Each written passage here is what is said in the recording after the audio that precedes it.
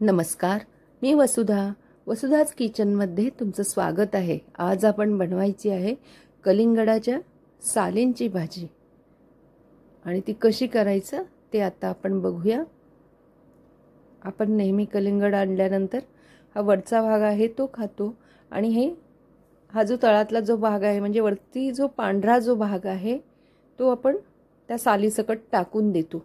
तर आता इथे काय करायचं आहे, ती साल तळातली जी आहे ती काढून टाकायची आहे आणि हा जो पांढरा भाग आहे तो घ्यायचा आहे।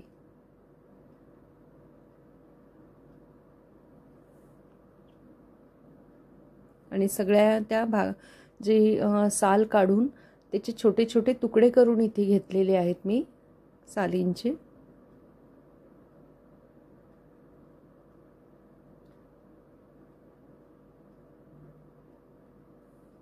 आता यासाठी लागणारे साहित्य आहे, मूग डाळ इथे मी पाण्यामध्ये भिजत घातलेली आहे, सुकी मिरची, मीठ, हळद, मसाला, मोहरी, जिरे आणि एक मोठा कांदा बारीक चिरून घ्यायचा आहे।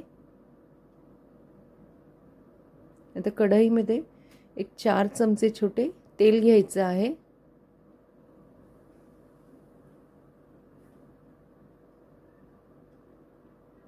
तेल चांगलं तापल्यानंतर त्याच्यामध्ये मोहरी घालायची आहे। मोहरी चांगली तडतडली की त्याच्यामध्ये जिरे घालायचे।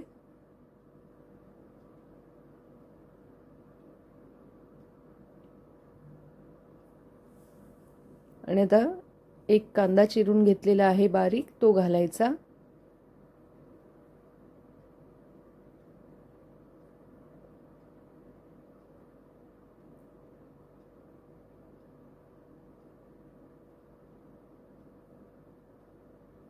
त्याच्यामध्ये 7-8 कढीपत्त्याची पानं घालायची आहेत। 2 लाल मिरच्या मी इथे घेतलेल्या आहेत त्या घालायच्या। आणि आता कांदा आणि मिरची परतून घ्यायचं आहे।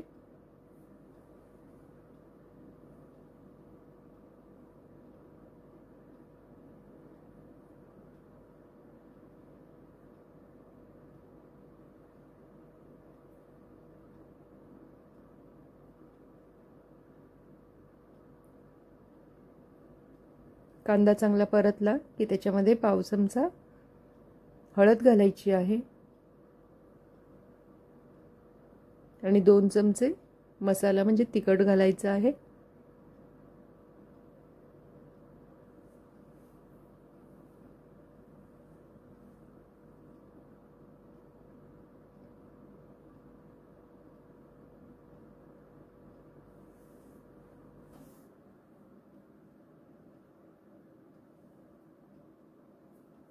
आता याच्यामध्ये आपण कलिंगडाच्या सालीचे जे बारीक तुकडे केलेले होते ते घालायचे आहेत।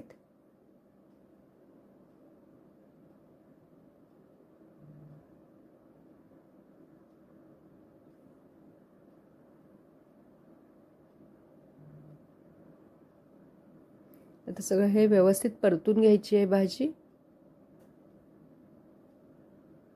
याच्यामध्ये पाणी घालायचं नाही कारण का याला पाणी सुटतं या भाजीला।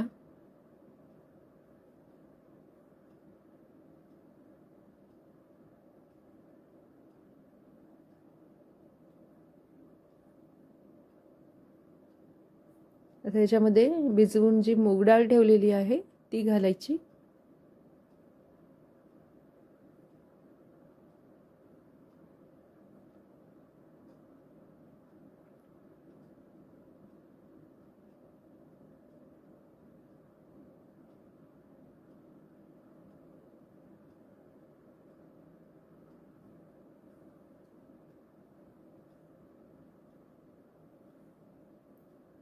आणि अगदी बारीक गॅसवरती आता ही भाजी शिजवायची आहे। आता झाकण ठेवून ही भाजी आता आपण शिजवून घ्यायची। पहिले 5 मिनिट त्याला आपण बारीक गॅसवरती शिजू द्यायची आहे। 5 मिनिटानंतर झाकण काढून बघायचं आहे आपण की भाजी शिजली आहे का, आणि शिजली नसली तर पुन्हा त्याला झाकण ठेवून आणखीन एक 5 ते 7 मिनिट आणि शिजवायची आहे भाजी।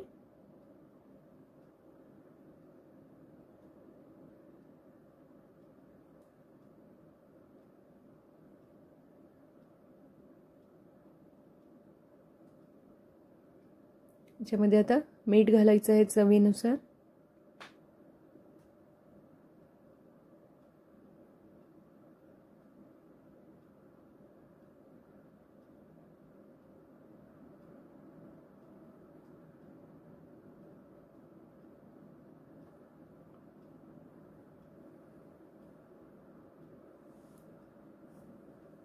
आणि पुन्हा जरा झाकण ठेवून ती शिजवून घ्यायची आहे भाजी।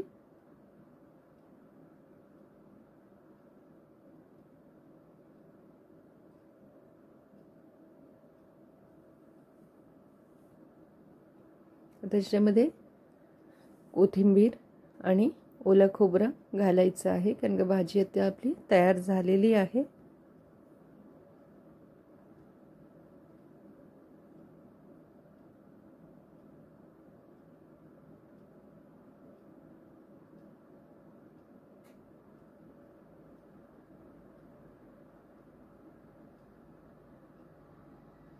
आता पुन्हा मिक्स करून घ्यायची आहे भाजी।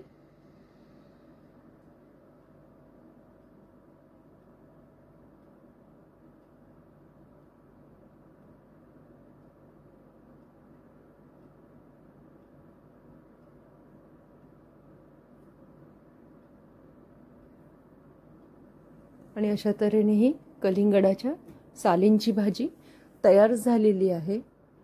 नक्की करून बघा। हा व्हिडिओ तुम्हाला आवडला असेल तर व्हिडिओला लाईक आणि शेअर करा। वसुधाच किचनला सबस्क्राईब करा।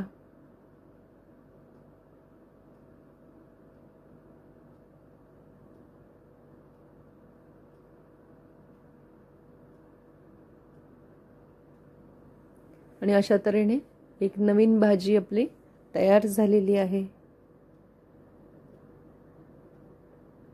चपाती भाकरी बरोबर आपण ही भाजी खाऊ शकतो।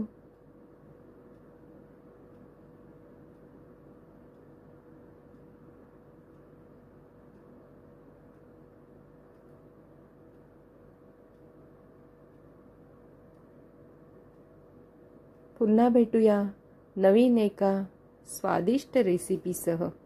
धन्यवाद।